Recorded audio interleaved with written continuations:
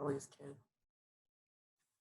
Not as much fun as the other classes. I'm more serious in this one, although that's a little hard for me to be. I'm not all that great at being serious. So we'll see how that goes. But this is a great class because this, you know, Tracy, I think you mentioned last week when we talked about it for just a second, how important Google My Business was to your business. Yes.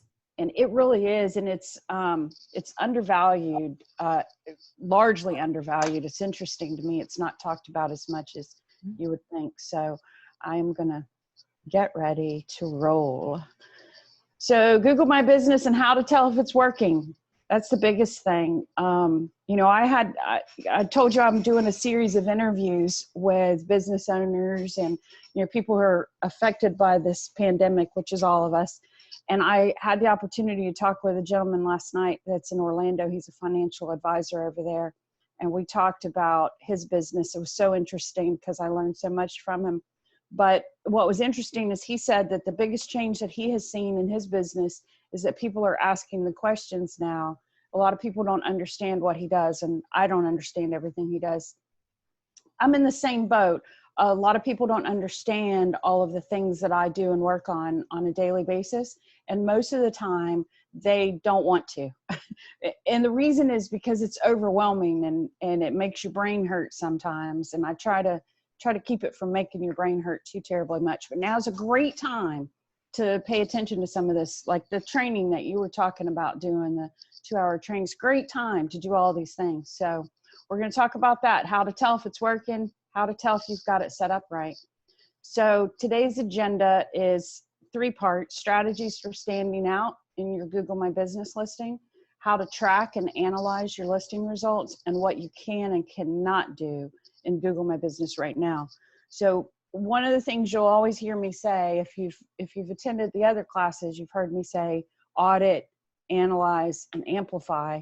That's kind of my standard shtick. It's a proprietary program, and I am a big advocate for auditing what you have, analyzing whether it's working, and then creating a plan to focus on the things that do work for you.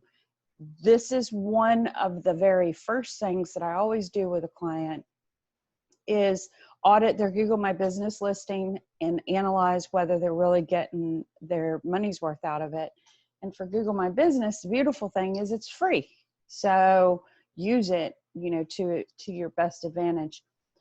I'll cover briefly here what you can and cannot do in Google My Business right now. Like a lot of things, there are some restrictions in Google My Business right now, and they may have even changed this and not made an announcement, but because I went to look last night, I was going to do a screenshot for you and couldn't find one, but they sent out notifications in the last couple of weeks that due to the pandemic and the restrictions and the load on their staff, they are not approving new Google My Business listings, nor are they approving information updates.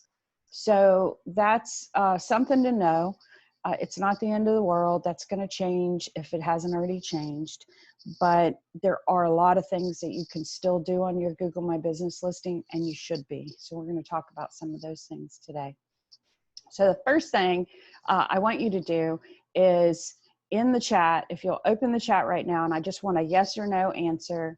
Do you, not somebody you outsource, but do you personally manage and look at your Google My Business listing? Yes or no? Do you personally, not one of your staff, not an outsource person, but you personally, do you have access to it? Do you look at it? Do you contribute to it? Any of those things, yes or no? Let me see who, yes, yes, once, yes, yes, yes. I like that. I like yeses. Yes, yes, no, no. I see a couple no's. You guys are wonderful. First of all, if you were here, I'd like throw everybody candy for being so responsive. I love it. No, no, no. Okay, so I actually love no's as much as I love yeses, because no means that I get to really enlighten you on some things today, and that's exciting. But even the yeses, I'm hoping that there will be some things that you'll learn new from me today. Just starting to set it up, that's good. So if you're just starting to set it up, if you haven't used it, or if you've only used it minimally, you're really going to enjoy this session, because you're going to be surprised at some things you're going to learn. So the first step, again, is always audit. Audit.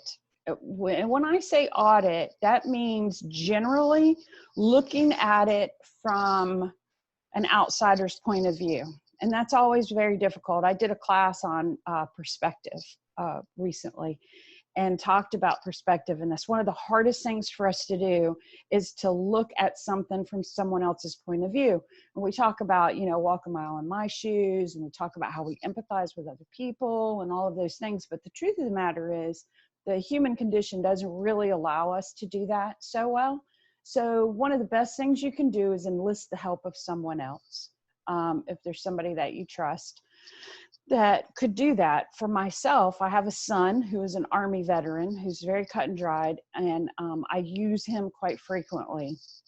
He is middle of the road in terms of computer literacy. He doesn't have the skill level that I have, which is perfect, because that's what you want. You want the opinion and perspective of somebody who doesn't have the same familiarity with you that you have with yourself. So if you can enlist somebody's help, that's great. But at the very bare minimum, you should Google yourself and do it incognito. When I say do it incognito, tell me yes or no, do you know what that means? When I say do it incognito, to Google yourself incognito, yes or no, do you know what that means? Yes, no, yes, yes. Okay, so for those of you that don't know what it means, there's if you look in the upper right hand corner on Chrome, there's an option for you to open an incognito window.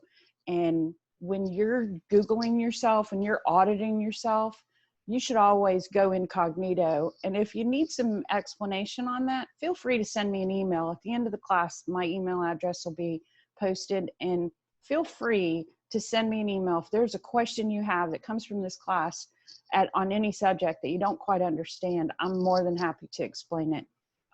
Looks like a pair of glasses and a top hat. That's right, Tracy. Sure does. I kind of like it. So Google yourself, and when you do, review how your listing displays and try to get in the perspective of a potential client, somebody's attention that you want to capture, what you think they might be looking for. And hey, Jannis, can we cut in for a second? Please. I think something very, very important to note, and you as a digital expert would not even, I think of this, because you just work off of Google Chrome as a habit. But working off of Internet Explorer, you are doing yourself a disservice. So everybody just make sure that you have Google Chrome as your main browser on your desktop, on your iPad, on your phone, everywhere. Google Chrome all the time, no matter what. I think I think we've had challenges over the years as people, when you're comfortable with something, and if it's not broken, don't fix it. And I think that's been an issue with a lot of people and doing searches, et cetera, especially with anything digital, that sometimes they're using antiquated platforms, and using Google Chrome is probably the best direction. So if you are using Internet Explorer, scratch it out and start using other things. What is it? Sherry said, what about Safari on Mac? So Safari is definitely good. It's a good search engine, and it's very compatible with a lot of plugins and add-ons and downloads and all kinds of things like that. But maybe Jannis can go into why Google Chrome is the number one choice. I mean, we're not trying to take it away from Google My Business. Just you could just touch on why. It's a great subject. It's a really great subject. And actually, we should host a class on perspective, what I talked about, because that's something that I talk about in perspective. It's really a good class. I spent several years, I'm almost embarrassed to say, not truly understanding that I needed to step out of my own perspective. And when I learned that, I really made a great stride forward when I started, stepping out of my own perspective. And yes, I agree that Chrome is the number one browser to use. But I'll tell you this, and I recognize not everybody needs to do this. This is what I do for a living. I actually have Chrome, Internet Explorer, and Firefox all installed on my computer. And I'll tell you why, because when I'm working, I'm testing in all three of those environments. I also have access to an iPhone and an Android. Why? Because everything that I do, everything that you have on the internet, all of your assets, your web assets, your website, your social media, all of those things display differently on every one of those browsers and every one of those devices, iPads, Kindles, all those things. And I don't expect everybody to have all of those devices or all of those browsers, but be aware of it and be aware that it does affect. I love web design. I don't do it as much as I used to. I love it. It's my creative outlet because I'm not an artist, but I love doing it. And I love to develop a website for desktop. And if you look at a website on desktop and you just go, ooh, look what I did. That's amazing. My website looks beautiful. Well, those days are just about over. And it took me a while to force myself to do it. But now, excuse me, I do not judge a website by the way it looks on the desktop. I judge it by the way it looks on my phone, which for a long time was very frustrating because you cannot get as creative. It's not as beautiful on a phone. It's about functionality. It's about how well they can read the wording and how well they can see the images and can they make the image bigger. And why do I do that? Because statistics, analyzing the statistics tells me that 80% on general, the average, 80% of website traffic is by mobile now. So you have to be aware of those things. So that was a great point to bring up, Tracy, and we should really do a class on that subject because I could talk about it all day. So back to Googling yourself. So you're going to review just how your listing displays in general. And there are a couple different ways you can Google yourself. You can Google your name specifically, which for a realtor, I recommend that you do because it goes back to your personal branding, which I think is very important for you and your longevity in your industry. If you didn't sit in on our branding session, please go back and watch it because it's so important for you as a professional. Google yourself personally, just your name. And Marty, I Googled you this morning, and your last name really helps you because if somebody can spell it, then by golly, they're going to find you. And then that's always nice if you're a little bit unique, unless you're hiding from someone, you're in the witness protection program, then it's not so great. But Google your name, Google your business name.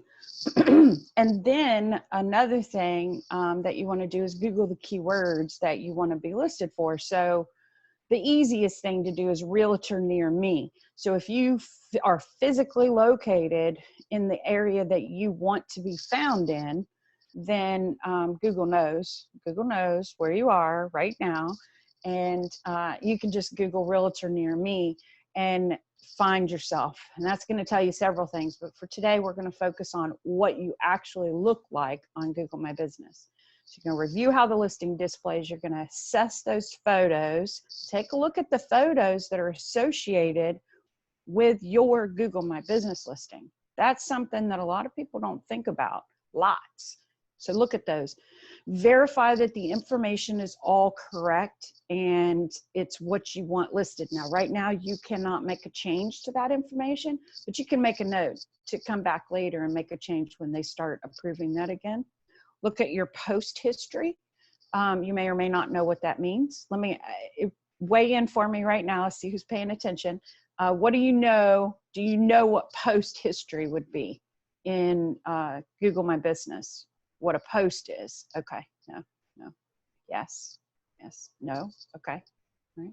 I love these no's because that means I get to teach you something new today. All you yesers, you just, it'll be good.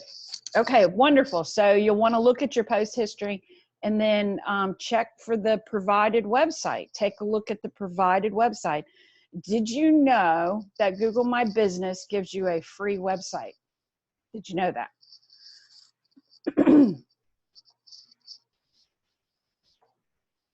No. Tracy, are you drawing on my screen? No, we're not. I didn't do that. Huh. How do we draw on this? Yeah, no. I don't know. Definitely. I'm not even on your screen right now. That literally, I don't know how that happened. Do you see the red I string? do see it. I didn't do that. It's like you're doing a Pollock. I didn't do it. I literally had my hands in my lap when that happened. Eek. Okay, so there are a lot of no's about the. So if something crazy happens, Tracy, be aware and shut us down, because I really don't know how that happened. No problem. I'll keep an eye on it for sure. Yeah, I'm going to look at our participant list. Okay, cool. Thank you. Okay, so no, a lot of you don't know that Google My Business actually provides you a website. We're going to talk about that today, so that's exciting. A lot of you are going to learn several new things today. Yeah, I don't know where those red lines came from. It looks like we're going to be stuck with them, so please disregard. The more you communicate with Google, the better visibility that you will have. So the more information that you contribute to your Google My Business listing, the better off you're going to be. So I'm about to tell you something that is going to be shocking. A lot of people don't realize this. They just don't know. They don't have any idea. But Google wants to be your friend. Like, they truly want to be your friend. Google wants to know who you are. They want to know where you are. They want to know what your website is. They want to know what you do. They want to know if you're important, and they want to be your friend. And they give you plenty of opportunities. Have you ever had somebody who really wanted to be your friend, and maybe you really didn't notice that they wanted to be your friend, but they seem to show up a lot and they talk to you a lot. Maybe you didn't really like them. Okay, let's go back to middle school. And there was this kid that was kind of annoying. Yes or no? Did you ever have somebody that wanted to be your friend and you just really didn't pay them that much attention? Yes or no? We'll go back to childhood. Yes. Most of us have. And that's where Google is actually sitting. Yeah, they're sitting over there wanting to be your friend. And most people, if I had to just pull a stat out of the air, I would say 70% of businesses do not realize that Google wants to be their friend. We kind of look at them almost like the IRS, because almost like they're our adversary. They are not our adversary. They are our friend. They want to be our friend. And I'm going to show you today how to be friends with them. These red lines are aggravating the devil out of me. I am so sorry. I don't know where they came from. So bizarre.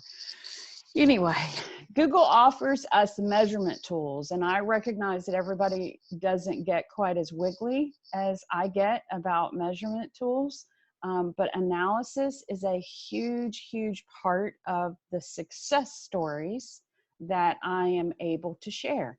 So once you audit, how do we invite reviews on our Google business listing? We're going to talk about that. It's a good question. We're going to talk about that a little bit. So measurement tools, Google offers us 3 different ways to be friends with them. The lines are doodles from a host. See, I didn't do it. I did not do it. I think Tracy and Rose did it, and they just don't know. Don't tell them I said that. My mouse wasn't even on your screen. I was completely working on another one. Yeah, it doesn't matter. It doesn't even matter as long as it's not. Eileen, do you know how to get rid of them? The lines are doodles. I know, that's what you're saying, but does she know how to get rid of them? Maybe. Because I don't know what I... Okay, Jenny Mitchell, I don't know if she's jumping ahead. Hey, girl, let me see. How do we invite reviews on our Google business? I'm assuming you're going to touch on that in a little bit, right? Yes. Oh, there is an eraser. I don't even know what to erase if I didn't... I have no idea. Let's see.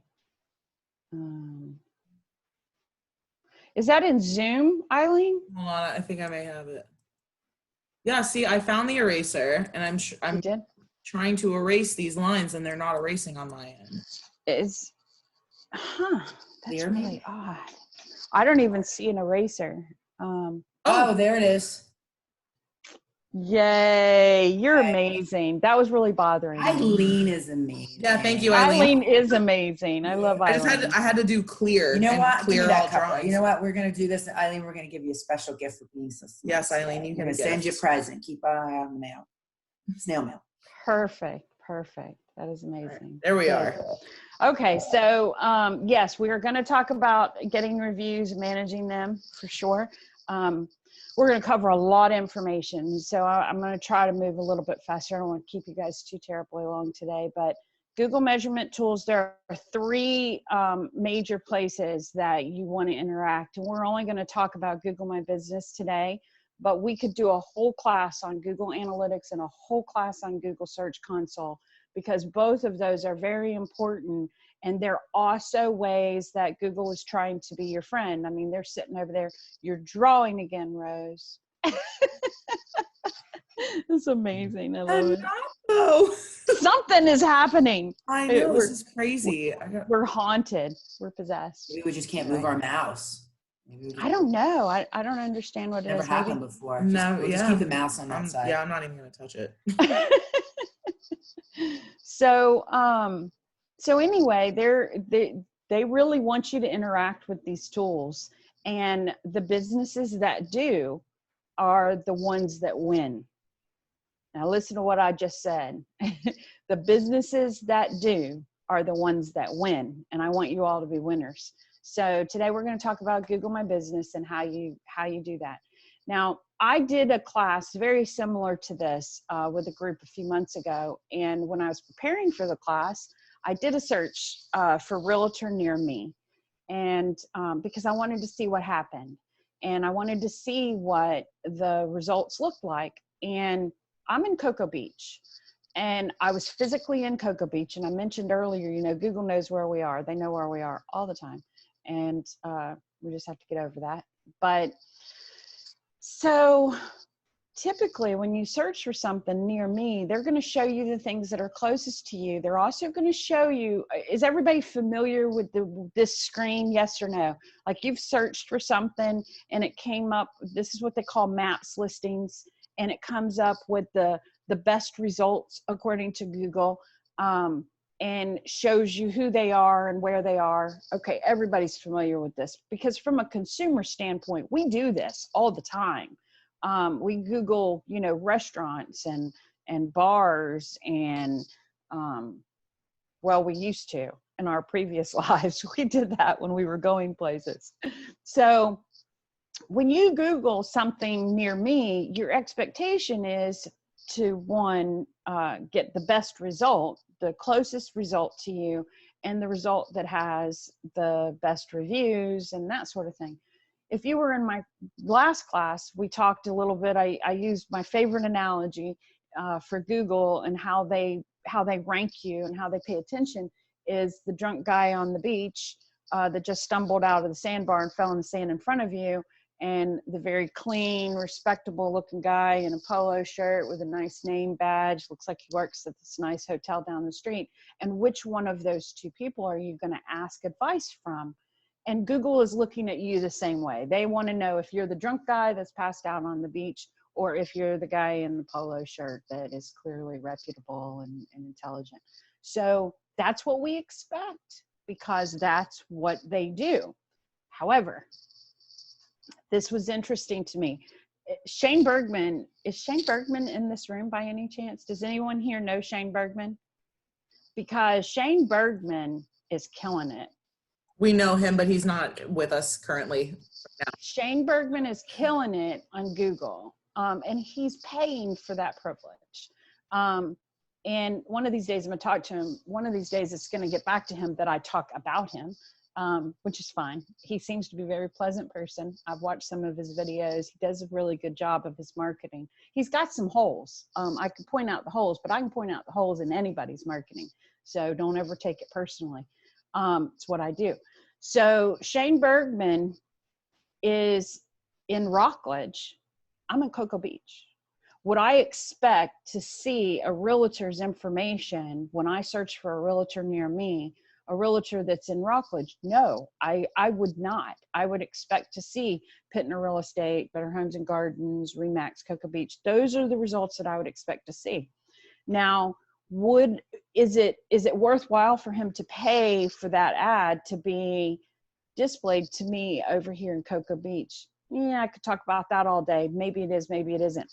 Personally, from my own perspective, which is dangerous, I would not click on his listing anyway. I would not do business with him anyway, because if I'm looking for a realtor near me, I'm looking for a realtor near me. But anyway, that being said, this is what it displays like. You know, you can find yourself, one of the things you want to look at when you're assessing your Google My Business listing is, where do you rank? When you search for realtor near me or homes for a realtor, whatever, something you want to return results for yourself, where are you ranking? And that's another whole class. So we won't talk about it, but it's important. It is important. So there again, you know, I did a search for Shane. I was curious and I wanted to see some things. And the very first point that I'm going to make is somewhat at Shane's expense, because when I searched for Shane, the first thing that happened was his Facebook page came up as an ad. So he's running ads that drive people to his Facebook page. That's his marketing strategy. I won't say it's good or bad. It's whatever. That's what he wants to do. It's probably where most of his activity is. So he's running ads for that.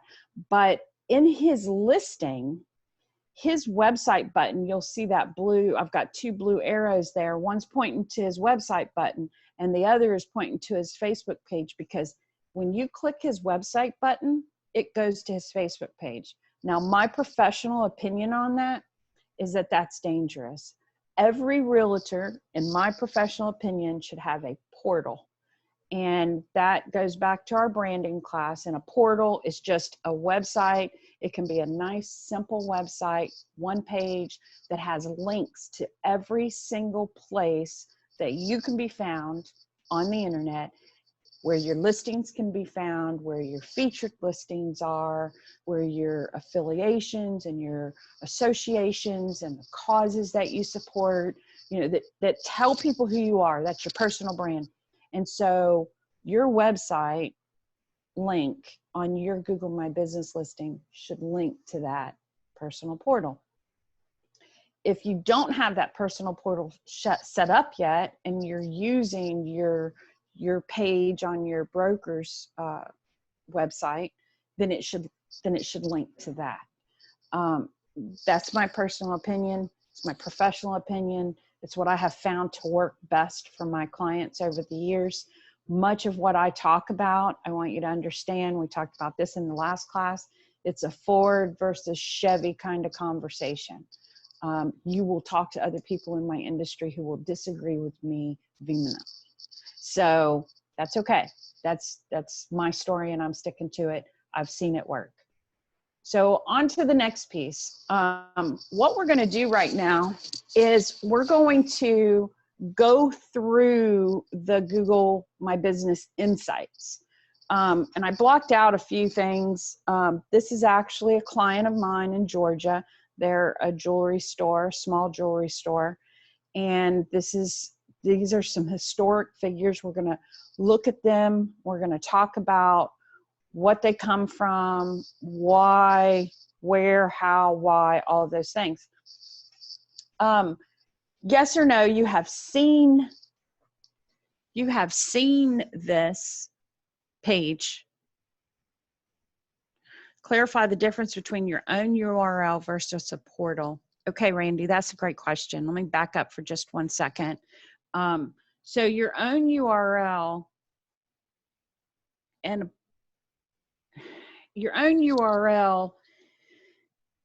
portal. Your own URL is a portal. Hold on just 1 second. I'm sorry. It is a portal because your URL, are you talking about randy.com? Is that what you're talking about? the website address that you created that you would send people to when you want them to find you on the internet? Because that is your URL.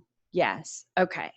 So currently, Randy, do you have your URL pointing to a website that you yourself created, or do you have it pointing to the website that your broker provided to you that has all of your listings and that sort of thing? And this gets a little bit muddy. It's a whole, we go over it in the branding class in depth. And I know a lot of people don't understand what I'm talking about because it's somewhat a new concept. Traditionally, people have reserved a website address for themselves, and then they point it. It's hosted by GoDaddy and currently takes people to my Remax page. That's exactly right. That's what I'm talking about. Randy, I would encourage you to go back and watch the branding class that we did. It was the first class, and we talk about that. Can you guys hear me okay now, Tracy? Yeah, it's fine. I was just gonna say, we have the recording of the class, and Thank you. After the whole series is finished, I'm gonna be sending all 5 PowerPoint presentations and all 5 YouTube links for all the classes. Yeah. Everything is finished next week, so everyone will. Randy, it's a great question, and we do talk about it in that branding class. I would highly encourage you to go back and watch that, and then if you have any questions from that, feel free to email me. I'd be happy to talk to you about it, because it's a great point, and I appreciate that you were paying attention to it, because I personally am very passionate about that. So I see that several people say yes, they have seen this page. When you log into your Google My Business management, this is the dashboard. This is the overall dashboard, and the first thing that we're going to look at are insights, or not the first thing we're going to look at. That's what we're going to really evaluate today are the insights. The first thing we're going to look at, that left-hand column there, the navigation there. It's really, really in your best interest to go into each and every one of those navigation links and look at it. Just go in and look at it. Plug around, poke around. Good question. To get to your Google My Business dashboard, Jenny, you go to google.com/business. It's just that simple. google.com/business. And that will take you to your dashboard. Now, I didn't show you my dashboard because it's going to look different than yours, because I've got 30 or 40 businesses that I work with that I have in there. Yours should only have one listing. And so when you log into it, it's going to display a little bit differently than mine. But when you log in, you click on your business listing, it'll open a page that looks like this. And so there's the home button that gives you the overview of everything. And then the first one is post. And we talked about that before, post. You should be posting an update to your Google My Business listing at least twice a month, because they expire. I think it's about 10 days that they actually stay up, and they'll send you, if you are managing your Google My Business listing, they'll start sending you more emails because they want to be your friend. And when they start noticing that you're noticing them, they get excited and they start communicating with you more. So when you go in, you post a post on your Google My Business listing, then in about 10 days, they're going to send you a reminder that that post is about to expire. Go in and put another post. Now, let's talk about posts for a minute. And no disrespect to Google, but not very many people look at those posts. And it's important that you understand that a lot of the work that you do with interacting and being friends with Google is for Google. And there's a disconnect for people, because I'll recommend that people do things and they'll go, well, nobody pays attention to that. No, nobody but Google. And don't you want to be Google's friend? So if you want to be Google's friend, there are some things that you need to do that may look like you're doing it, for customers when you're really doing it for Google. This is one of those things. So, at least once a month, do it. Most people don't do it. I would venture to say 80% don't do this.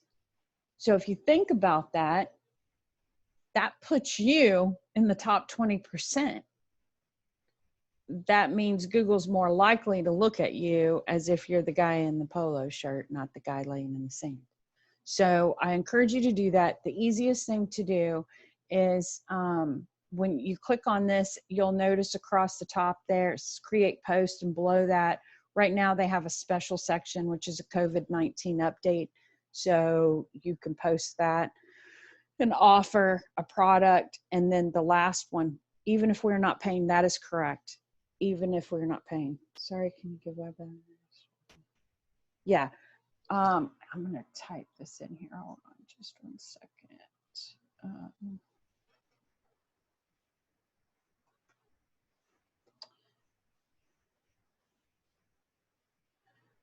There you go, guys. That should be your google.com/business. That is the address for the Google My Business dashboard. So you do not have to pay for this. This is free. Mine does not show posts on the left side menu. Really? That's interesting. You can message me if you'd like. I don't know why that would be.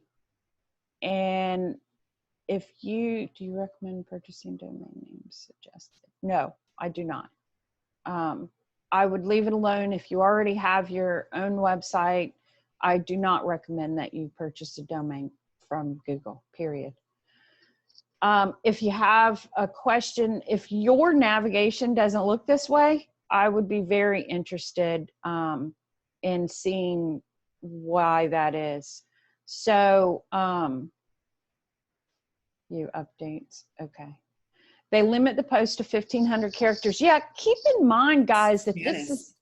Do you need I think you need a Google My Business page to actually see all that, I would assume.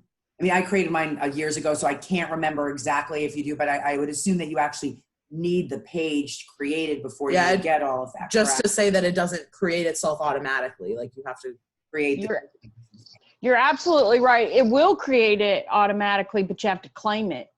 Right. That's so when you'll see all the stuff on the left, I would assume. That's why, Ginny, I think maybe might be challenges. I don't know, maybe you do have it, but that's when you're going to see all of it. It's not just opening it up and then it being there. You'd actually have to create it first. If you go to google.com/business, it should show you, if you have a Google listing, a Google My Business listing that you have claimed, it should show you on that page. It'll ask you to log in.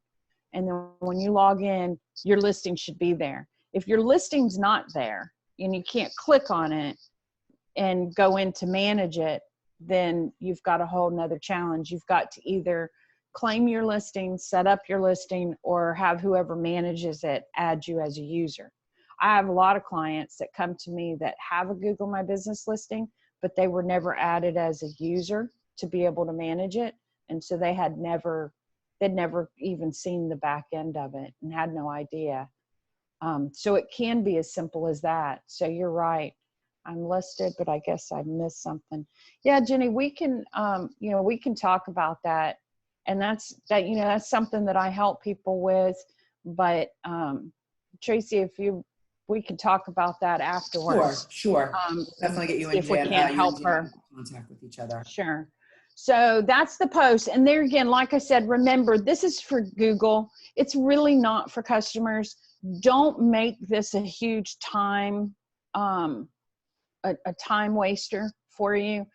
And I hesitate to say time waster because it's time well spent, but don't spend more than a couple of minutes on it once or twice a month, because it's just, customers are probably not going to see this. They're just not. I am probably the most full-featured consumer of information, Google-based information, and I never, did I say never, look at posts that businesses put on their Google My Business listing. I literally can't even think of one time that I've ever looked at a post that a business put on their Google My Business listing. And I really consume that kind of information because I'm always analyzing it. So use it because Google likes it. They want you to be their friend. They're that, weird little friend that you just have to deal with their idiosyncrasies. And this is that. So moving on to the next piece, reviews. We all love reviews, don't we? So talking about reviews, does everyone know how to capture the URL or the web address that sends somebody directly to posting a review for you? Just no. Okay.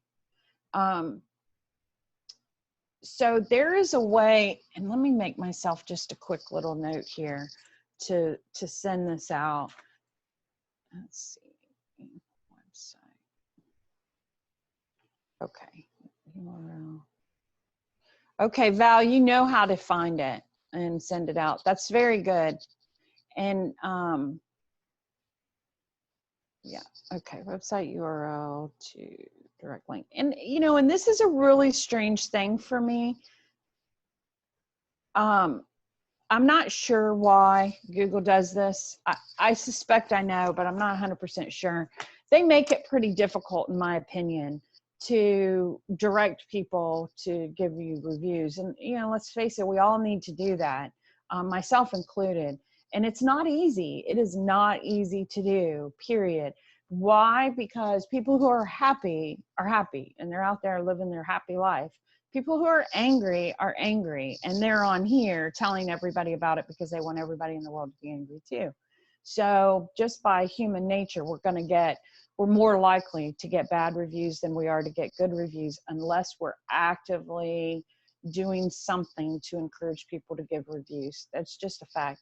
I have a tendency to give reviews on the regular, but that's because that's what I do for a living, and I try to support as many businesses as I can when I get good service or I think they're a good business, because I know how hard it is. So it's difficult. This is a good collaborative conversation. This is where networking comes in my opinion. I can give you a lot of suggestions, recommendations on how to improve the number of reviews that you are getting.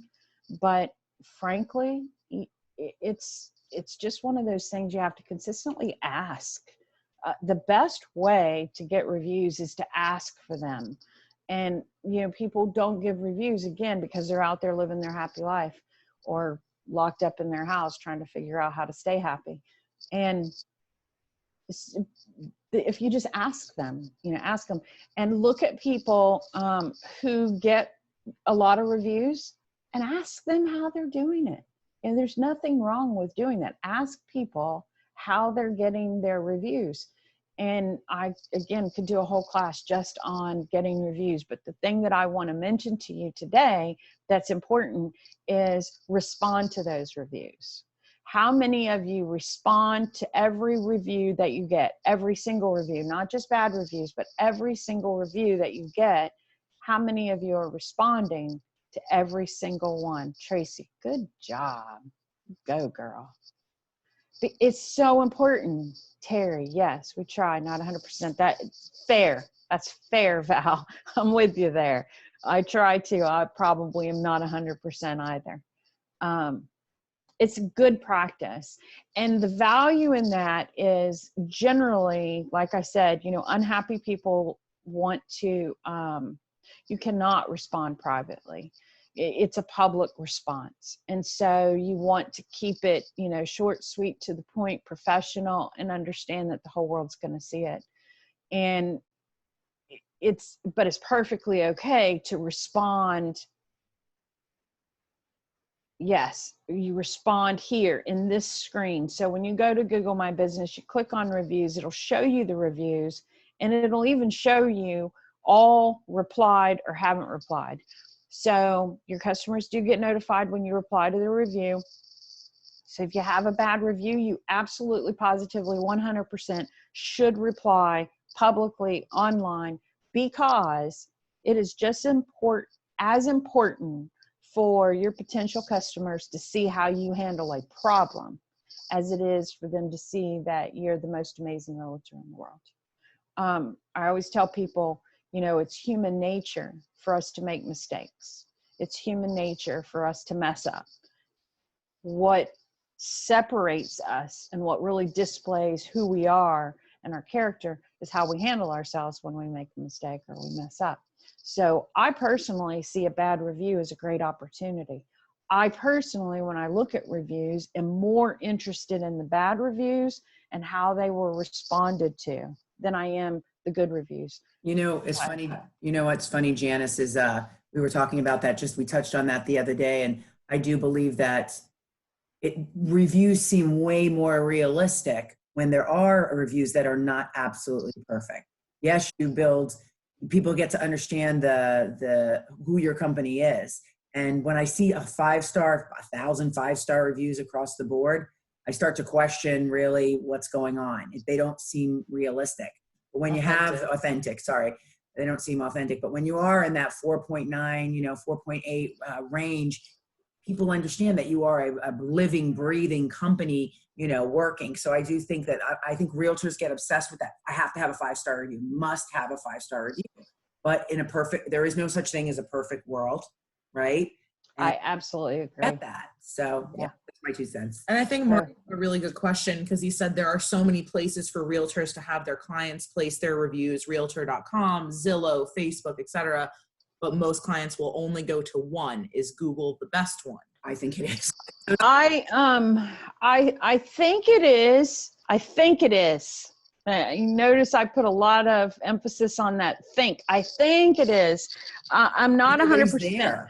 No realtors, barely any realtors are really there. I mean, if you go on Zillow, every realtor is there. So if every realtor is parked on Zillow, what's the benefit? But you want to stick out. You want to show yourself, you want to show who you are. And really, Google gives you that opportunity in a way that Zillow and other platforms do not. I mean, they just don't. So yeah, I think totally going on Zillow, Google My Business is a great way to do it. I agree with you, Tracy, so much. The first time I taught a class and I used these slides, I actually, what's the word? I recycled them. I recycled these slides from a class that I did a few months ago, and it was for a realtor group.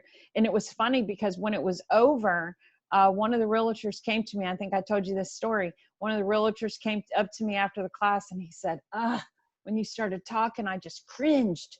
And I said, why? And he said, because I'm killing it on Google My Business and I don't want them to know about it. And in that class, I do a lot of interaction and I ask a lot of questions because I want to learn from my audience, what they're doing and how they see things, because it's important for me. And 80% of the class had no idea about Google My Business and were not using it as part of their advertising strategy at all. And this young man said that he was getting most of his leads from Google My Business. Yeah, absolutely. 100%. Eileen mentioned I do that, but they seem to only go to one place. I think sometimes you just have to tell people. I think people want to know how to help. And I think if you advise them, like I'll always say, you can go to Facebook or this, but what we would really like it if you went to Google My Business and I follow it with this and they're like, okay, Yes. So I think if you have one option, sometimes they'll just go to that option, I agree. And all of my, I have clients in all different industries, hospitality, beauty, realty, manufacturing. I have every industry you could possibly imagine. And they all have multiple places that they can get reviews, all of them. Now you guys are a little bit unique because, you've got Zillow and you got realtor.com, you've got those, but everybody has multiple places. And this is the advice that I give them. So I like 3. I like the number 3. There's just a good balance to it. It's not an either or proposition. You got 3 choices. But the simple thing to do is focus on whichever one is lacking. And so like I have a client right now that's in the beauty industry and she actually only really focuses on Facebook and Google. Those are her two hotspots, even though I say 3, she's got 2. And Google is the one that she's challenged. She's got a zillion reviews on Facebook, but not so many on Google. She's got about 40 or 50, which I think is respectful. Very, very, very respectable. But she constantly asks, just exactly the way, almost the same way you framed it even, you know, please go to Google and give me a review. I really would appreciate it. And the best way to do it is to, from your mouth to their ears, actually. Sending links and emails. Emails anymore are the worst. Yeah. We're not checking our emails like we used to. And if you can text people, you know, if you have a texting relationship with somebody, that's actually the best way. Because if somebody sends me a text and says, hey, when you get a minute, would you mind giving me a review on Google? And they give me a link to go give that review, I'm going to probably do it right now. Or I'm going to do it when I'm sitting on the balcony killing time, or, you know, waiting in line somewhere when I used to go out somewhere. And, you know, that's the best way to do it. So if you, and I know realtors, you guys text with your people, right? Say yes or no. You text with your people? I do that. It seemed only, yes. Yeah. Texting is like, in the real estate, yeah, Sherry, this main way all the time. So do it. So get that link, test it. Now, here's a big mistake I see a lot of people make, and I'm always confused. I don't understand. I know my brain works different than a lot of people, so I'm not judging. Don't get me wrong. Fred's the judger in here, not me. But I get people all the time. You know, I'm doing these interviews. I told you I'm interviewing all these really interesting people, and I've had a couple that are in the creative industry recently. And I say to them, I send them an email and I say, send me a couple links. Let me check you out. And I've had 2 send me back a response and say, you can find me on all platforms as so-and-so. What? I'm like, are you kidding me right now? You want me to go hunt for you? So no, I did for one. And you know what happened when I hunted for him? I didn't find him. And so here I am. I want to interact with him. I want to serve him. So please don't ever say, go review me on Google. Ask them, follow up with that. If you're talking to somebody and you say, you know, I would really love for you to give me a review on Google. We're working really hard to build our reviews. Could I send you a link? How could I send you? What's the best way for me to send you a link so you can do it? Make it easy. You know what we do, and obviously this isn't the Supreme Title Show, but just some of the things that we do use is, one is like, we take a picture at closing and it emails the client it with the link. And it's that point of purchase, that immediate point of purchase where they're walking out of the closing and they're like, everything was great. You know what I mean? And that's when we get our biggest amount of reviews, right then and there, right at the point of purchase, right at the closing table where everybody's happy and you're giving away. And then we get these slew of reviews right away. And just that, you're right, the link, how do you make it easier for the client who is in a world where everybody is emailing them, everybody is asking this for the same thing? 2 steps is way too many steps these days. It's got to be like 1 step, 1 push of a button so that people can do it. And just FYI, easy texting, guys, is probably the easiest thing in the world, and it's cheap. And I'll send you all the link for easy texting so you guys can start on that if you want. Sorry, go ahead, Jannis. No, that's cool. And send me that link too. So yes, I will. I'm not familiar with it, so I like it. That's great. So that's it on reviews. And you know, I told you this is a very in-depth class. We're talking about so many things, and I hope I don't make your brain bleed. Messages. So messaging, how many of you were aware that a customer could actually, you have the option for a customer to message you directly from your Google My Business listing? How many were you aware? Yes, you were aware. No, you were not aware that a customer could message you right from your Google My Business listing. I love no sometimes. I really do. because this is exciting, right? And if all of you are saying no, that means that probably, 80%, maybe more, 90% of the people in your business, they don't know either. And like we were just talking about the reviews and making it easy for people, the easier you make it for someone to do business with you, the more likely they are to do business with you. And that seems like a no-brainer, but we all put obstacles in front of our customers without meaning to. I do it too. One of the things I always tell people is that nobody is perfect. None of us are perfect. And there's always room for us to grow and do better. And this is a great time for us to be kind of sharpening the sword and getting better at what we do and looking at ourselves with a critical eye. I have been doing that. I encourage you to do that. And I really encourage you to do that with your Google My Business listing, because it is such a wonderful, free way for you to attract new customers. So go into your Google My Business dashboard, go to this messaging section and install this. Install this app. It goes right onto your phone. I have it on my phone. I can manage all of my clients' Google My Business listings right from my phone. And I also can accept messages from customers from that app as well. So you just have to install it and enable it. And then what happens is when your Google My Business listing shows up, then there will be an option for them to message you. And it'll be a private message. And, if somebody pulls that up and they look at it and they go, oh yeah, I want to talk to this realtor. Don't you want them to be able to just push the button and be able to send you a message? You'll get a notification, just like you would get a notification for a Facebook message or a text message. And you'll have the opportunity to set up those notification preferences and that sort of thing. So that's exciting. Yes. Is everybody excited about that? Yay. Tell me yes, you're excited. My job here is done. No, not quite. Not really. Almost. Woo, woo. Yes, I like it. Good job. Okay, so the next thing, looks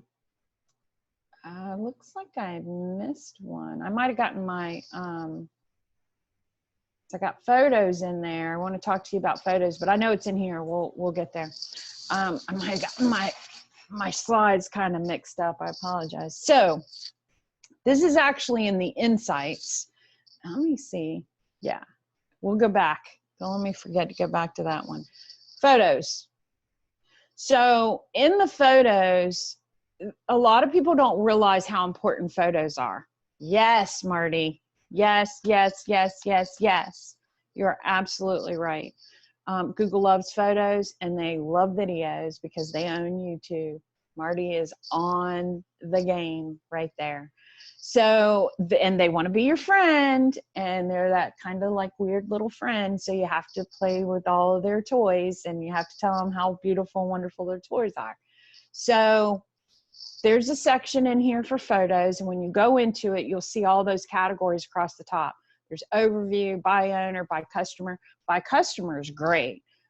In your industry, I don't know how many opportunities you're going to get to have customers that are going to upload photos, probably not a whole lot, but that's okay. There's plenty of opportunity for you to put photos and videos and that sort of thing in there. Do it, do it, do it, do it, do it all the time. And I'm going to show you when we come back to the insights, I'm going to show you why. Can I just say one really quick thing? Yes. Most of you may know this if you work with us, but after your closing with your client, usually, not right now, obviously, but on a usual setting, we have an iPad set up at the front and we encourage everybody to take a closing photo. So this closing photo on the iPad, you can send it directly to yourself, directly to your social medias. And we really encourage the realtors to do this. Sometimes they're like, oh, I don't want to be in the picture.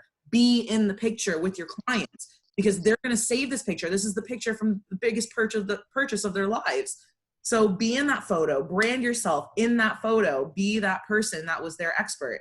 So that's a really good opportunity to be able to upload photos and then encourage them to upload that photo to your Google business page, or like post it to your business. You know what I mean? You're absolutely right. And that's such a great thing. And, you know, I keep going back to that branding class. You know, in this industry, you are your brand. You are the brand. And it's so, so important. If you didn't sit in on that class, please go back and watch it, listen to it, think about it. And some of you, I've Googled a few of you, not all of you, but a few of you I have.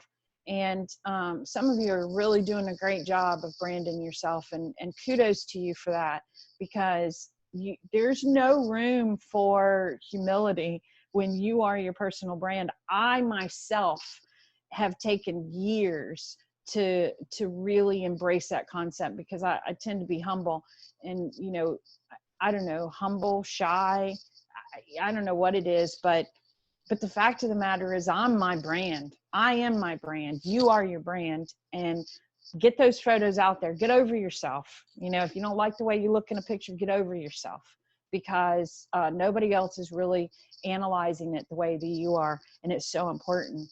So go into your Google My Business listing, go to photos, and go in here and go into each one of these categories, including video, just like Marty said, and contribute. And put that on your schedule to do on a regular basis. And when you get those photos, when you have activities, when you close on a house, excuse me, oh, excuse me, I do not have the COVID. When every opportunity you get, make it part of your routine to add those photos here, because Google really loves it. And customers can potentially see those. They will. Will a lot of customers see them? No, a lot of customers won't see them, but they will see them.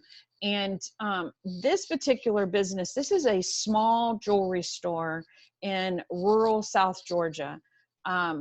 And I pulled this up because I wanted to show everybody that first picture was posted by a customer, just of the storefront. And in 26 weeks, there were 2,200 views to that one image. And, you know, that's pretty significant, I think. Has anyone heard of the term Google Local Guide? Yes or no? Google Local Guide. Yes, photos do remain, always. Google Local Guide. You should look it up. I am a Google Local Guide. Does it make a difference to add the photos to Google or have past clients do it?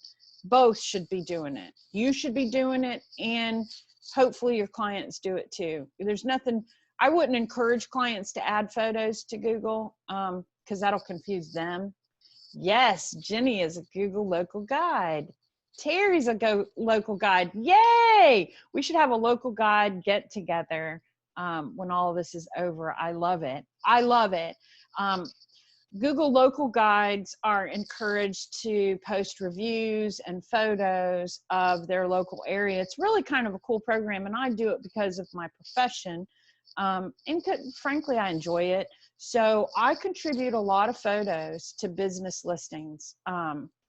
It is great exposure. You're absolutely right. It is great exposure. And some of my photos, are you ready for this? I have photos that have like over 500,000 views. Photos that I have posted for businesses that have over 500,000 views. I get reports as a Google Local Guide.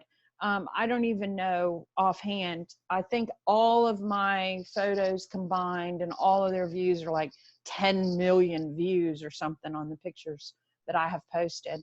And it really is significant, and it's interesting, and it has a much greater impact than you realize. And so when you get into looking at these insights, I'm gonna back up now.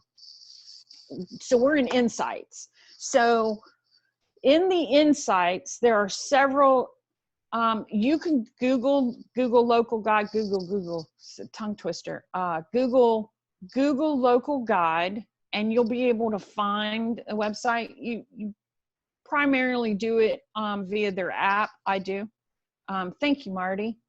Perfect. Thank you very much. Marty just posted a link for us. And it's a great little program, and it gives you an opportunity. And you guys, you know, you're brand ambassadors. You're your own brand ambassador. So you should be out there in your community connecting and supporting your other businesses anyway. And being a Google local guide is a wonderful way to do that. And most people don't know what it is.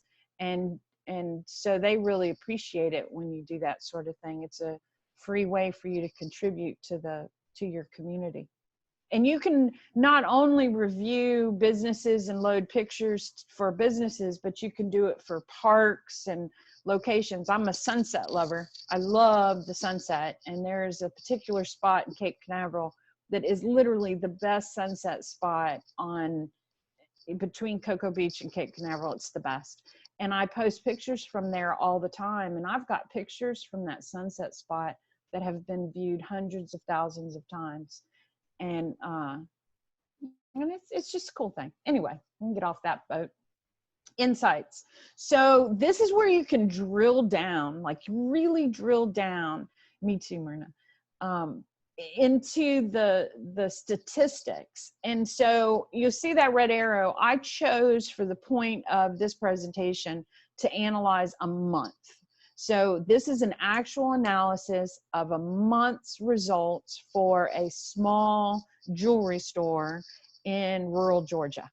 In a month's time, Google My Business, Google, my new friend, my weird little friend, is telling me that I had 27 requests for directions to my little jewelry store, and 16 of them came from 31793 area code, and 11 of them came from 31749.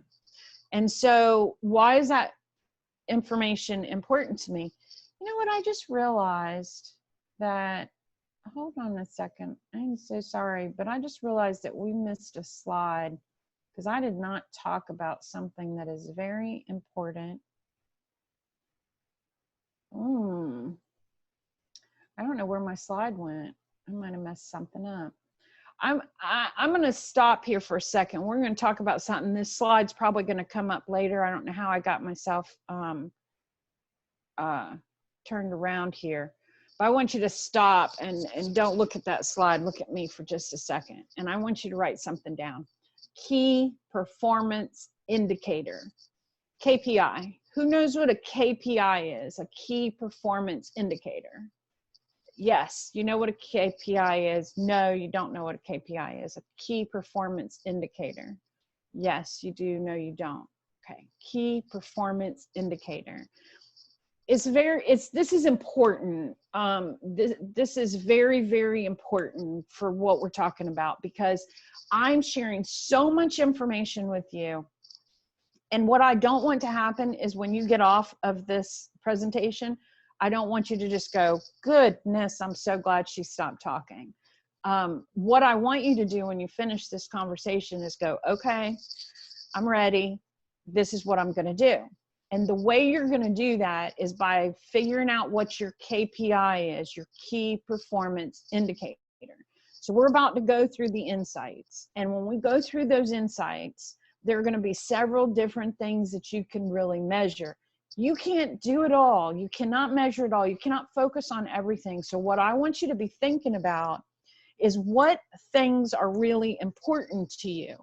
Are the important things like direction requests, okay? So it might be really important for this jewelry store to know where her people are coming from. That her customers are clearly coming from these two area code or zip codes. Is that a good thing for her? Is it a bad thing for her? I don't know. I can't answer those questions, only she can. But you can start like really thinking deeply about the different ways you can measure the results that you're getting from your Google My Business listing. Figure out which ones are important. So the things we're going to look at today in the insights are: how many people went to look at your website? How many people called you? How many people wanted directions to your office? Where did they come from? So as we're going through these things, I want you to take notes on the different things that you can measure, because you need to decide what your key performance indicators are, what things are important to you, and then those are the things you have to focus on. So when we're done, I want you to have chosen 2 of them. And at the end, Rose, I need you to remind me, because I sometimes get off on a tangent. Remind me, I want to ask everyone, what are their 2 key performance indicators when we walk away from this? Is there a way to list more than one office location? Got you, girl. My business. Thank you very much. Yes, there is a way to have more than one office location. Absolutely. And we're not going to cover that today in this class, but yes, you can. And you're welcome to email me if you want to talk more about that, Randy. Okay, so that being said, moving on. Told you this is a lot of information. We already went through this one. Website, back her up. I told you guys when we started that Google wants to give you a little website, right? And so it's in that left column. And all I'm going to really tell you is go log in, find it, go to website. You're going to look at it and be like, what the heck is this? Just do it. Just do it. Probably no one is ever going to see it.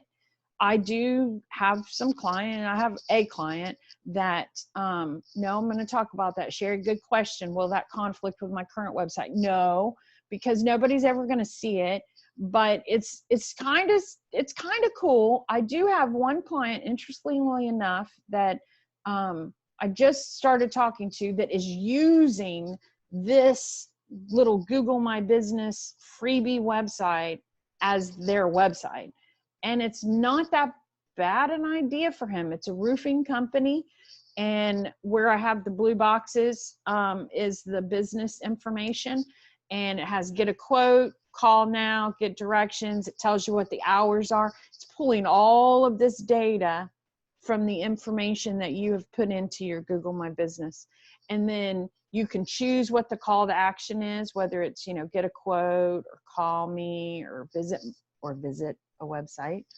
So it can actually be another website. It's just web asset. It's another asset for you out on the internet.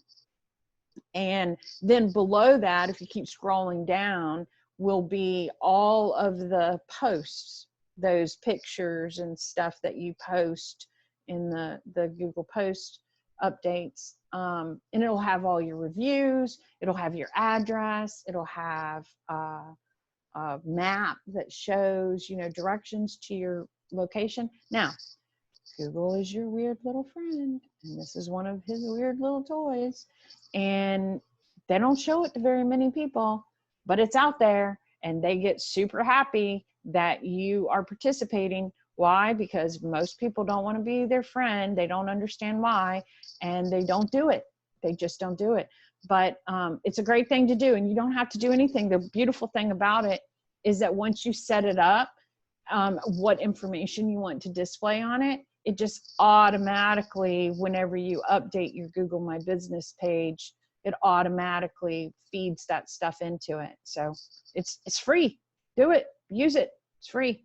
Why would I not use this website as my main? You could use this. You could use this. It's basic. It's really, really, really basic. And if you don't have a personal brand portal right now, and you don't have the time to do one or the funds to hire someone to do one for you, then, this would work in a pinch. You will not be able to display all the things that I think you should have on your portal. But it could work. You could. Now, unless you buy a domain, then, somebody asked earlier, it gave recommendations for domain names and should you buy it? If you don't have a personal brand website, then I would buy a domain and do this if that's what you want to do. But if you don't do that, if you just click and you put it together and you publish it, it's going to give you a funky little URL that is like, you know, susiesmith.googlebusiness.com or something. I don't remember. I wouldn't think about this too much. I really wouldn't think about this too much. And you guys have so many resources for websites that I would not recommend this to be anything that you would publicly drive traffic to. But yeah, you can update it on the fly. And can you put a link in this free website which takes them to your main page? Yes, absolutely. That's that call to action where it says get quote. You can actually change that to a link to your main website. And then there's also a place where it says opening at 9 a.m. and I've got it blocked out above that. There's a place you can put link right there, you know, at the beginning of it. Yeah, it's a cool little thing, but 98% of the world will never ever see this. Now this says 1,700 people. If you look above that little blue box there, it says 1,700 people visited the site. And I think it had been up and running about 2 years at the time I did this screenshot. So, you know, in 2 years, 1,700 people visited the site. You know, I mean, people saw it, right? If one eye saw it, then, you know, it's good that it's out there. But I do not recommend using this as a replacement for anything that you're currently doing or any of the resources that you have available, because, you know, in your industry, you just tend to have so many really good resources that are designed for your industry. And so this is just a little icing on the cake. And mainly keep in mind, this is something that is solidifying that friendship that you're building with Google. Okay, so back to the insights. I apologize for jumping around there. I'm not sure how those slides got mixed up. But so this is another section of potentially a KPI, potentially a key performance indicator. This tells me how customers searched for my business. Okay. So this tells me how customers searched for my business, and it's got, I love colorful graphs. So most, as you can see, are in the blue, and then some in the green, and then this tiny sliver in the orangey yellow. So here, branded, we'll start with the smallest piece, branded, customers who find your listing searching for a brand related to your business. So that would be for this particular client, jewelry store. You know, maybe they're looking for a specific brand of jewelry that I can't even think of anything off the top of my head right now. I'm not a big jewelry person. But anyway, so they've typed in, you know, any kind of jewelry brand name. And when that came up, maybe that's a brand that I represent, and so it's on my it's associated with my Google My Business listing, and so they displayed me as an option, and then that's what made them come look at my listing. So that's a tiny percentage, and probably would also be a tiny percentage, if anything, for you, because you don't have products that people are going to be searching for brands, unless they would consider brand brokers like Remax or Keller Williams, or you know, one of those. Then that may be a portion, and it would depend on, you know, if you show up for that. Discovery, customers who find your listing searching for a category, product, or service. So that's going to be homes for sale in Cocoa Beach, or rental property in Brevard County, that sort of search.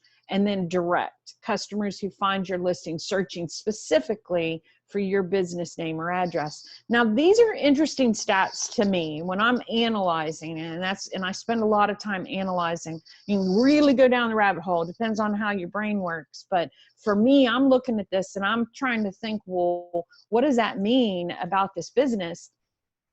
Frankly, I would expect that the direct would, Hearts on Fire brand. I like that. So yeah, Hearts on Fire is a jewelry brand. But back to direct, I would think that the majority of people who were finding this business would be finding it because they were actually typing in the business name or address, especially for a jewelry store in a rural area.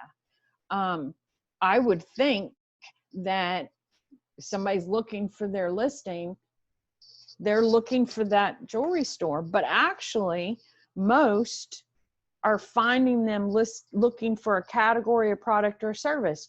So you can look at that and really analyze that. You can get into it and you might be right, you might be wrong. So my knee-jerk reaction is to say, oh, does that mean that they have a brand issue?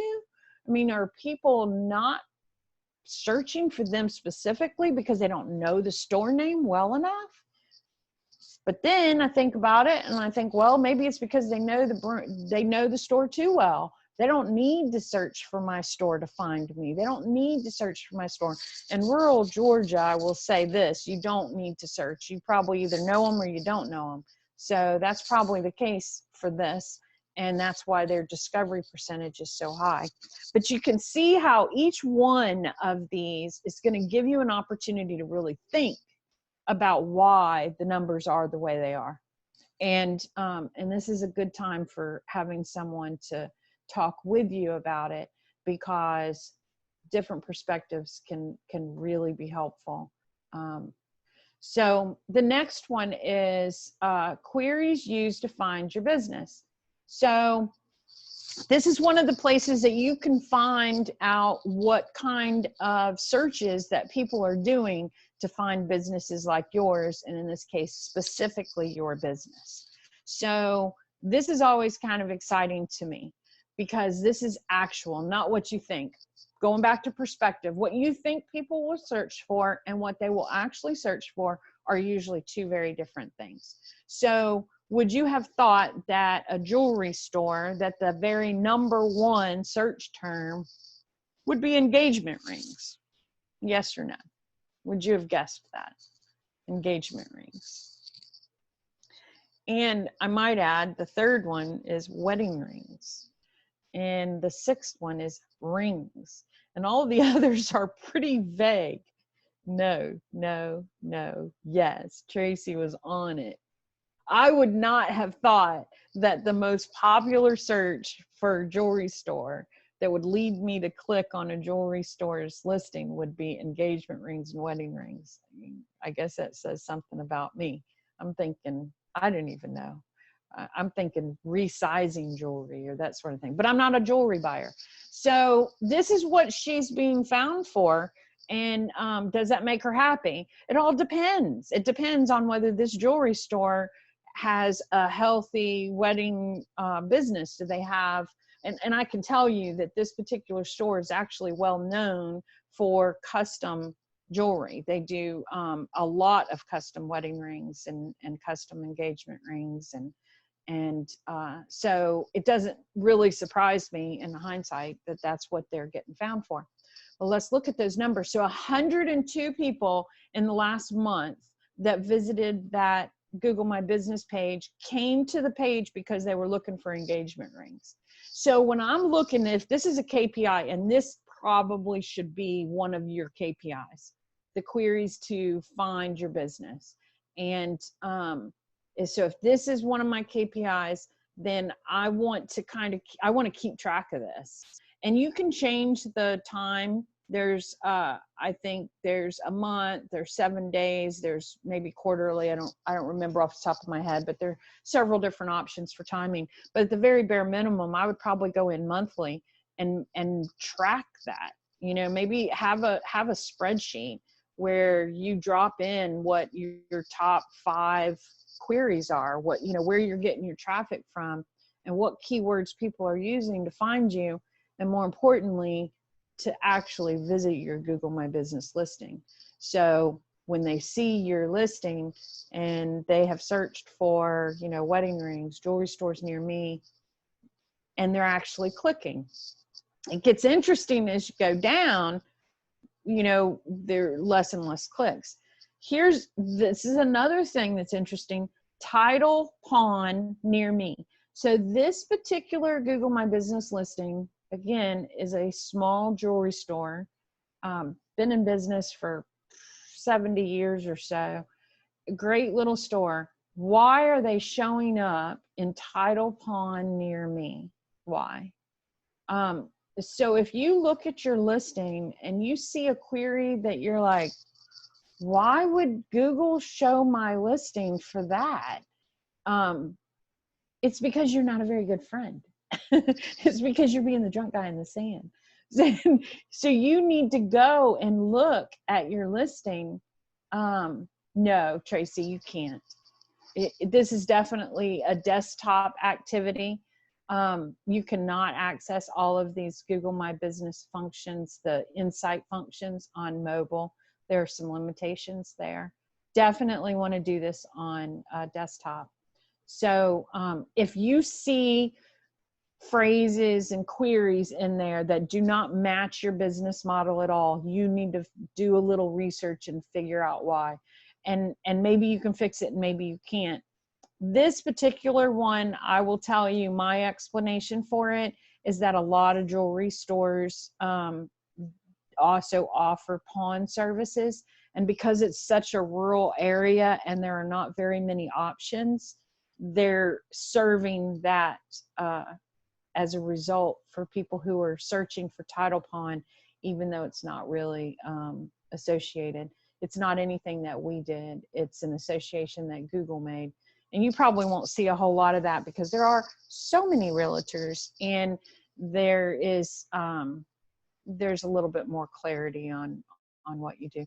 But if you do, you want to look into it. So the next piece is where customers view your business on Google. So again, we're looking at 1 month. And this over here, you see this little weird arrow that I made, listings on search and listings on maps. So there's 2 different places. They can go to google.com, type in realtor near me. That's going to be listing on search.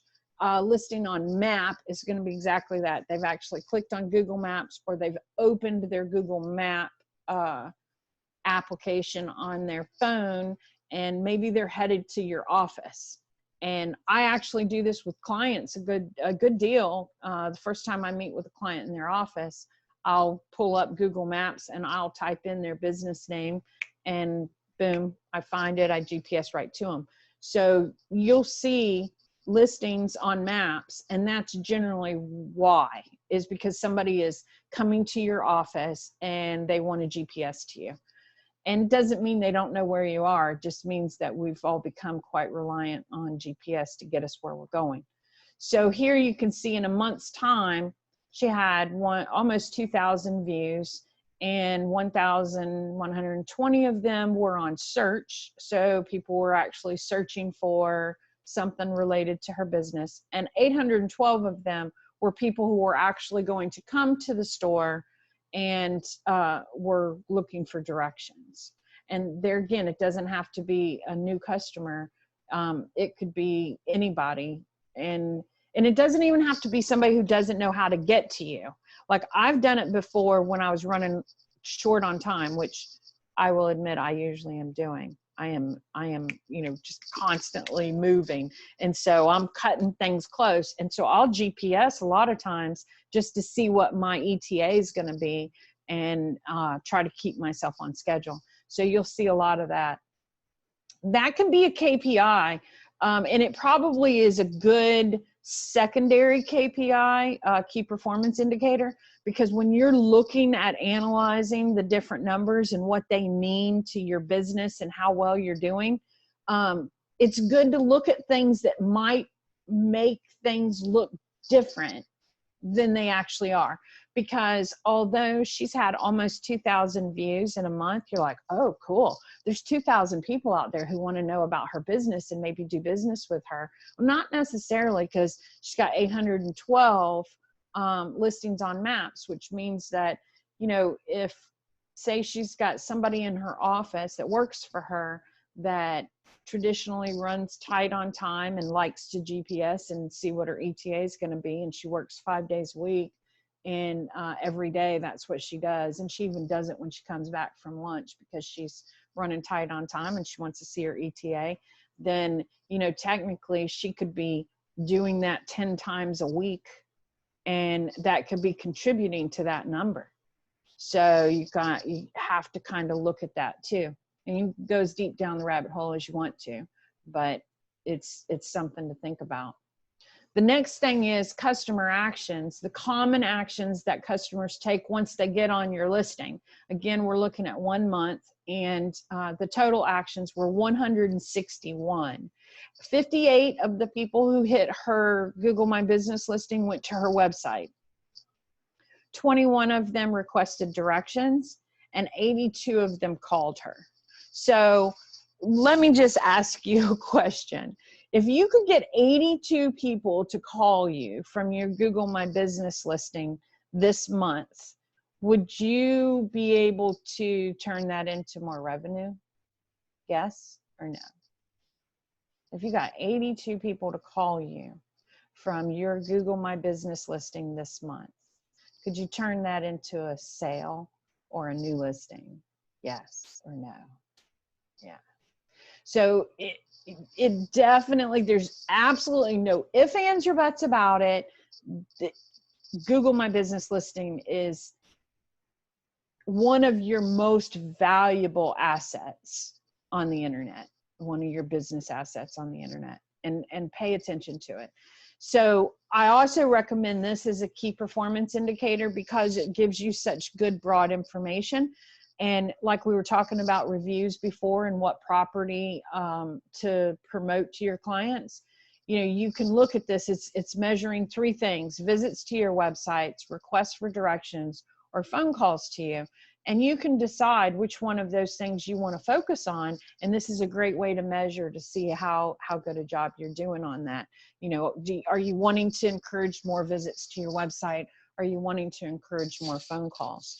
And, you know, and you can develop a plan. That's that amplify part of audit, analyze, and amplify. So that's the amplify part of that. And so we'll go to the next, phone calls. Speaking of phone calls, this tells you when and how many times people have called your business in the last month. She had 94 calls here on the day I did this screenshot. And it even shows the timing, the number of calls and the days. So she's getting calls Monday through Saturday. Most of her calls are coming in on Friday. This is just a interesting thing. It's not necessarily something I would put in my KPI, unless, now I personally would put that in my KPI. I do not have a Google My Business listing because I don't have a physical location anymore. I don't have an external office. I office from home, and I meet with my clients. So I don't have a Google My Business listing because of that. And sometimes, and I regret that. And I have considered doing something to change it, but not to the point that I want to go and get an office again. It's not necessary. And with this quarantine, it has really been a blessing to me that I don't have an office, because I've been able to just keep on working the way I had been. But that being said, if I did, when I'm setting my calendar, because I set availability for myself on my calendar, it may be a good thing for me to look at this to see when most of my calls come in and adjust my calendar accordingly. So it's valuable information if you look at it correctly. It tells me the most popular time is on Friday about 4 o'clock, which is interesting. The average visit to your location lasts 30 minutes. You're probably not going to see as much of that. Can I show where I click to get this? Yes, I am in Insights. Eileen, when you go to Insights, that's a very good question, where I click to get to this. So I tried to be, I tried to be as efficient as possible with the slides that I'm sharing. You can get in there and kind of get lost, you know, just clicking around. But when you click on Insights, it's a dashboard in itself. And so when you click on Insights, it's an overview. And I showed it way back in the beginning. But there'll be the different spots, you know, popular times, traffic, keywords, you know, all of those spots will be on that dashboard when you first click Insights, and you'll be able to click into each and every one of them and, you know, go back and forth. So that's a very good question. So the most popular time at the store is about 4 o'clock. And how do they know that? Because they're tracking us. Because our phones, if we have location enabled, which most of us do, because you have to if you're using GPS and, you know, all of those other things. And I resisted that for a long, long time. And I know that that's a hot conversation for a lot of people. And it is for me at times as well. But some time ago, I gave up the fight and I just let Google track me for the most part. So, and I think most people do. The average visit to her location is 30 minutes. So not only are they tracking where we are, where we're going, but they're also tracking how long we're spending there. And there's a somewhat controversial partnership between Google and Apple, I think it is, where they are going to provide that information to the government to let them know how well we're doing with our quarantining. And how's that for interesting or scary? I'm talking about that. Next, photo views. This is interesting stuff right here. Now, I love this. This brings out the nerd in me. The number of times that your business photos, can you show where you click to get this? It's in Insights. Did you ask me that again, or did you? Yeah. No, I'm sorry. I thought it popped like it was a new question. Yeah, it's in Insights. So photo views, the number of times that your business photos have been viewed compared to photos from other businesses. I love comparisons. I'm very competitive and I love comparisons. And you can see that she is killing it. 8,260 views. Businesses like hers get about 365 views. And that makes me so, so excited. You always want to see that. You always want to see that you're doing better than other businesses. And the reason that she's doing better, I didn't show you this, but we regularly post pictures. She posts pictures to her post, and then she also goes into that photos section and adds new pictures when she gets new product in, or when they create new custom jewelry. So that's why she gets a lot. I'm gonna close that chat because I got myself turned around and I'm embarrassed that I answered your question again, Eileen. Next slide is, there's our key performance indicators at the end where they were not supposed to be. They were supposed to be at the beginning, but we'll talk about it again for just a second. So key performance indicators are the critical key indicators of progress towards an intended result. So when you're monitoring and measuring your KPIs, it helps you focus and find a more constructive direction on what you're going to do. Because like I said, I shared a lot of information today. Are you still with me? Are you guys, are your ears bleeding yet? Are you still okay, Sherry? That's fine. You can go back and watch the rest of it in the recording. So great. Thank you, Jenny. I'm glad that you enjoyed it. So it is so much information, but it really is important. And if you will find the KPI that works for you, determine what KPIs are most important to you and track them. Please, please track them. Figure out a way, make it easy, make it simple, get a notebook or something, but, track it, pay attention. How many phone calls is it generating for you every month? And they're going to make it easy for you, because when you start interacting, if they're not already, they're going to start sending you reports on a monthly basis where they're going to say, hey, you know, your Google My Business listing got, you know, X number of views this month, and it's up this month or down this month. Does anybody get that email now from Google on their Google My Business listing? I know somebody has to. Yes, Eileen gets it. Very good. Anybody else get that email from Google that tells them what their stats are? It's great, right? Like when you look at it and it says you're up, doesn't it make you like wiggle just a little bit in your chair? And have you ever seen it say that it's down and you're like, what the heck? What do you mean I'm down? I'm not feeling that. But it's great. Track it, look at, determine which thing is your jam. You know, what's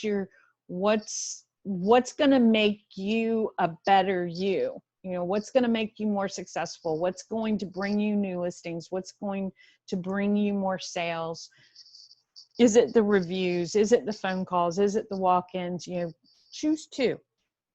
Tell me right now, out of this list right here, what 2 key performance indicators do you want to focus on in the next 3 months? Let's put a nice clean vision on this. So for 3 months, you're going to pay attention to 2 KPIs out of this list: visits to your website, office walk-ins. Well, we can take that one off the list.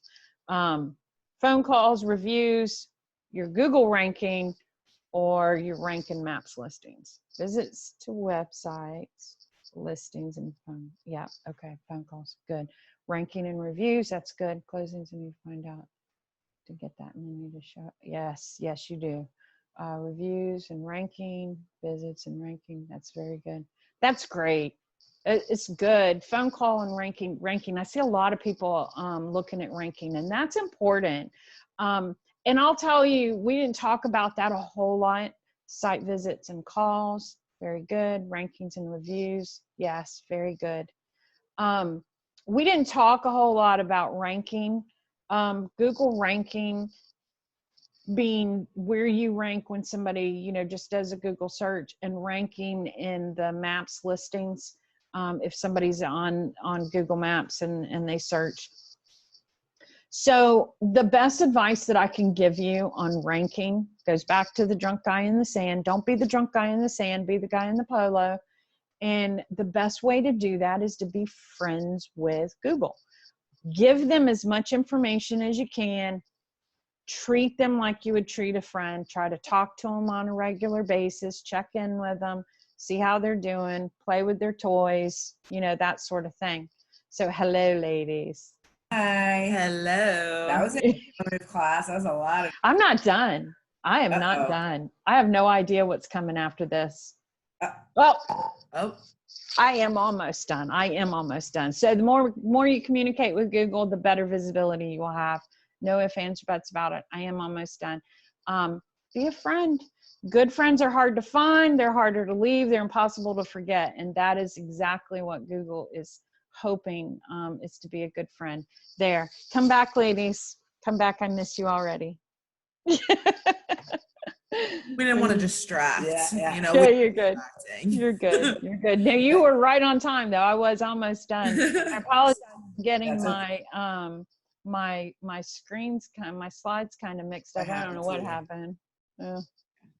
So it was a great class. I think that definitely reach out to Jannis for any additional questions. I mean, obviously this beautiful lady is a wealth of endless knowledge. I've been looking at my own stats since she's been on and doing a little bit more research. So I hope you guys do reach out to her. Did you learn something new? Always in your classes, I'm always like, oh my gosh, I didn't even know that, you know? That's awesome. Home, some stuff is new. Sounds like a reminder. Yeah. Good, great stuff. And really, I think really it is just playing around. Google is not that difficult, but you have to spend the time. I mean, and I am not technologically challenged, and it's not that difficult, but certain insights that you offer today were huge. So thank you so much. So we'll make, this went a little bit over, so everyone probably wants to get off, but we want to do a quick giveaway really, really fast. So Jannis, would you mind picking a number between 1 and 27? 7. 7. Makes it easy for me to count. Thank you. You're very welcome. You don't learn anything at Florida State these days. You would think she went to like a rival school or something. I went to lots of schools, so you know. All right, number 7 is Laura Green. Yay, Laura. Congrats, Laura. And Laura, you get a branded, can you read the name? As well, it has our logo right here. Yeah. And it says, have you hugged your title agent today? There you go. Which we can't do right now, but we'll remind you of better It's times. a virtual hug. If we would have known, we would have you virtually hugged your title agent, which is such a good idea. We may make those. So Laura, we're going to be sending this out to you. And we want to thank everybody for coming on today. Jannis, you want to tell them when the next class is and what it's going to be on? The next class is Tuesday. This next 28th. Tuesday, at 10 a.m. And it is on video and podcasts and how to use video and podcasts to. Do you want to give them a quick synopsis? Yeah, real quick. We're going to talk about how easy it is really to do video and podcasts and why it's such a great, it's a great way to get visibility, and it's fun. It's a lot more fun. It's an intimidating subject for a lot of people. Now's a great time to spend a little bit of time on it. And so we're just going to talk about some simple ways to do that and how to use it for promotion. Awesome. Sounds great. It won't be as intense as this one. All right. Thanks so much, Jannis, for everything. And we will see everybody back here again on Tuesday. Thank you. Bye.